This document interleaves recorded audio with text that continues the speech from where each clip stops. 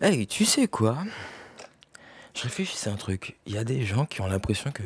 J'essaie de pas parler trop fort parce que bon, il est 2 heures du matin, enfin 3 heures bientôt. Il y a des gens qui ont l'impression que quand tu es tout seul, en fait, tu fais rien.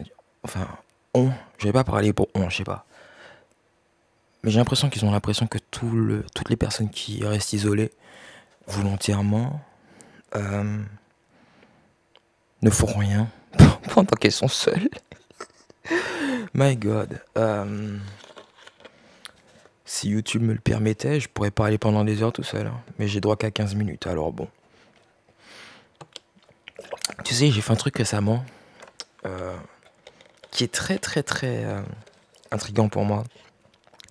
J'ai commencé à poser des questions sur Quora, des questions qui me passent par la tête comme ça, à un moment donné. Et je me demande en fait si mon cerveau se pose pas ces questions depuis des années, en fait, sans que je m'en rende compte. J'ai posé des questions. Là, je viens de poser une question sur Maurice Béjart. Avant, je posais une question sur la cryogénisation. J'ai posé des questions sur... il faut que je pose des questions aussi sur les kimonos du Japon. Ouais. Ah, mince, j'ai abîmé mon cahier. Ah, désolé, mon grand. Euh, Enfin, voilà, des questions qui... surtout, en fait. Sur la création... Sur comment les musiques d'orchestre... Comment la musique orchestrale s'est-elle répandue dans le monde. Et je me demande... Parce qu'il y avait des orchestres avant en Chine aussi, j'imagine. À l'époque des dynasties. Je pense... Ça m'étonnerait que ce soit pas le cas. Donc je me demande en fait quelle est la première population qui a développé la notion d'orchestre. Tu vois, ce sont les questions qu'on se pose pas spécialement, je pense. Mais moi, ce sont les questions qui m'intéressent et auxquelles j'aimerais bien avoir des réponses. Je me pose ici la question de savoir. En fait, j'ai pas le temps de chercher ces trucs-là. Si je commence à chercher ça, je vais partir dans tous les sens et c'est pas bon. Mais je me demande aussi par rapport à si tu connais un peu le manga Bleach. Tite Kubo, comment il a eu l'idée de Bleach en fait? Pour te raconter vaguement ce que c'est si tu ne sais pas, si tu connais pas. C'est en gros l'histoire des Shinigami en fait. Les Shinigami, dans la culture japonaise, ce sont les personnes qui envoient les morts au paradis et qui envoient les condamnés entre guillemets en enfer. Et donc il en a fait tout un manga, je crois que c'est mon manga préféré avec Hunter x Hunter, je pense. Mais encore non, je préfère Bleach. Je préfère Bleach. La qualité graphique est magnifique pour moi. Même 10 ans après, c'est beau, c'est super beau. Euh, mais ouais, pour le coup, comment il a fait pour y penser? Est-ce qu'il a créé d'autres mangas à côté? Je me suis pas renseigné. Est-ce qu'il compte relancer l'animé? Parce que l'animé déchire.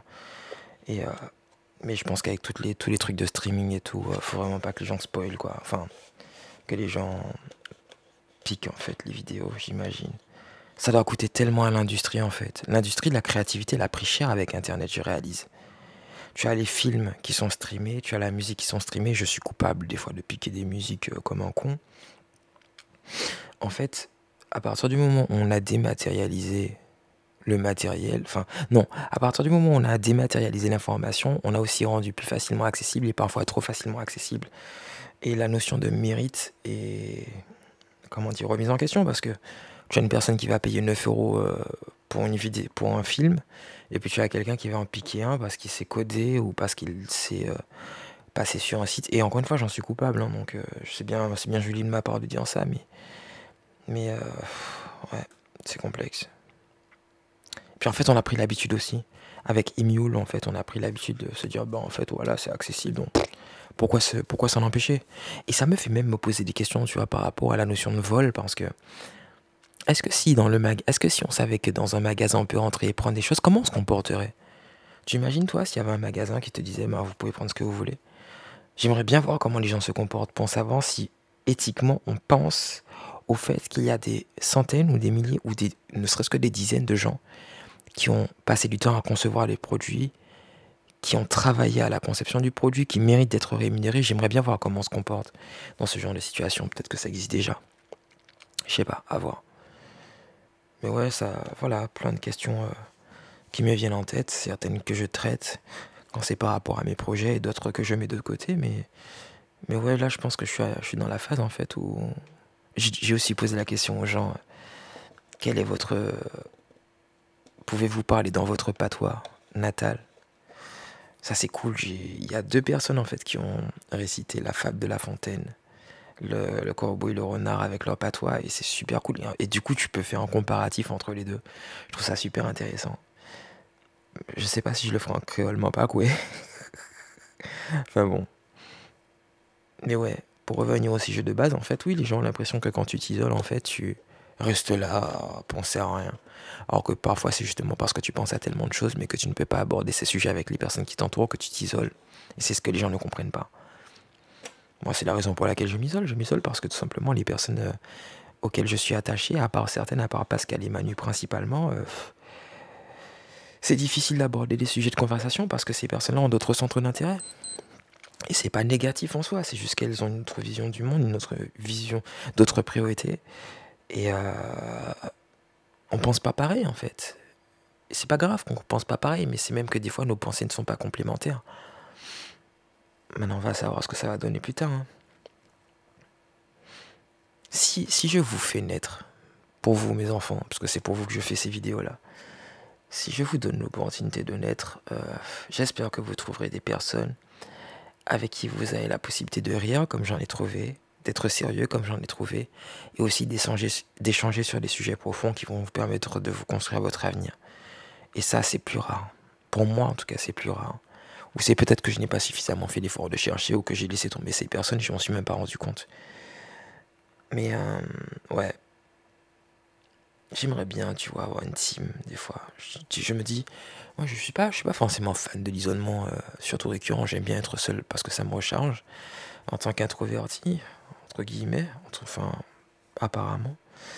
Mais j'aime bien l'idée d'équipe. J'aime bien être entouré de gens qui partagent la même vision, qui ont un objectif commun et qui justement, comment dire, combinent en fait leurs efforts pour faire en sorte que cet objectif soit atteint et réaliser un résultat. Ça, je trouve ça super intéressant et ça me manque.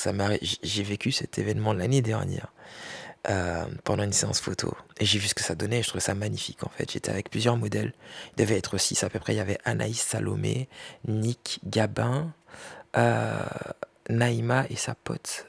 J'ai oublié le nom de sa pote. Euh, et en fait, Nick en particulier, Nick qui était mon assistant lumière du coup.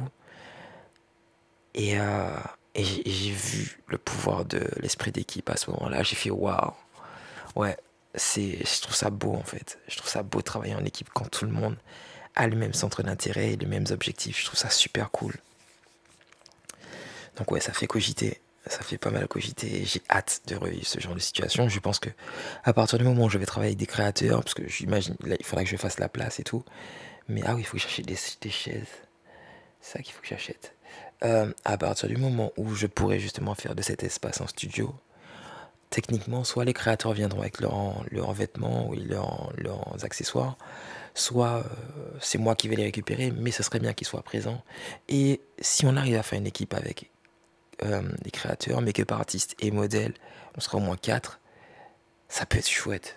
Ça peut franchement donner de chouettes résultats. Je sais pas comment je vais agencer l'appart pour que ça rentre comme je veux. Mais ouais, ça peut être vachement cool, quoi. J'ai hâte. J'ai hâte et j'ai hâte de... En fait, j'ai hâte de passer à la phase où je vais progresser, tout simplement. J'ai hâte de passer à l'étape supérieure. Et j'ai hâte de m'octroyer le temps de passer à l'étape supérieure. Ça, c'est vraiment... C'est vraiment ma grande hâte, ouais. Pour le coup, ce sera cool. En tout cas, ouais, j'espère que de ton côté, si tu m'écoutes, toi, ça va. J'espère que tout roule pour toi. Et si tu t'isoles, j'espère que c'est volontaire et j'espère que tu te sens bien dans ton isolement, au-delà du confinement. Euh, mais ouais, pour le coup,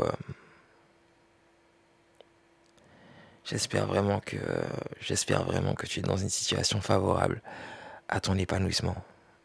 Ça, c'est mon souhait pour toi. Voilà. Il me reste quoi? Il me reste 5 minutes à peu près. Bon, de toute façon, je vais aller faire mon sport là, donc je vais pas tarder. Mais ouais, en fait, pour revenir sur le sujet de base, si tu es le genre de personne qui pense qu'une personne qui s'isole et reste, enfin ne fait rien, détrompe-toi. Moi, c'est les moments dans lesquels je suis le plus productif, perso. Donc, C'est la raison pour laquelle je m'isole d'ailleurs. Après bon, tu penses ce que tu veux, et puis on s'en fiche, mais qui sait, tu serais peut-être bien surpris de savoir ce qu'une personne qui reste seule fait durant son temps. Et je pense ne pas être le seul dans ce genre de situation. Il y a tellement de choses à faire, tellement de choses à découvrir, tellement de choses à apprendre des autres et de soi-même et des autres, qu'importe l'ordre ou pas. Mais ouais, pour le coup, l'humain a, l'humain a cette belle capacité à aimer communiquer et découvrir. Et même selon la main en pratique. Je dirais juste ça comme ça. Voilà, encore une fois, je te souhaite le meilleur. Et si tu es un de mes enfants, je t'embrasse fort. Papa t'embrasse. Bye.